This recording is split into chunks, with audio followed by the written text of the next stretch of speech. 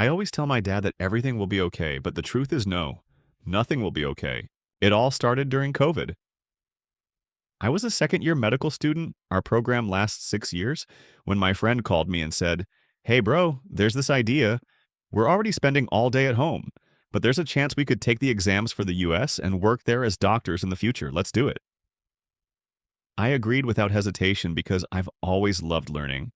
Even back in school, I was always at the top of my class, and in medical school, I excelled as well. Fast forward to 2024. I'm someone who has passed all the exams and is now ready to do an internship in the US to get recommendation letters and secure a position for the future. For context, I'm from a very poor country, and getting a US visa here is incredibly difficult. Rumor has it that the rejection rate is 80%. I trusted my friend's words, though. He managed to get his US visa while traveling as a tourist in Europe. I decided to follow his advice, thinking it was the best option since he had convinced me. I did the same. The result? Rejected. The officer didn't like the fact that I had come to Europe as a tourist and immediately applied for a US visa. I was devastated. It felt like 3 years of effort had been for nothing. Alone and in such a state, staying in Europe was impossible.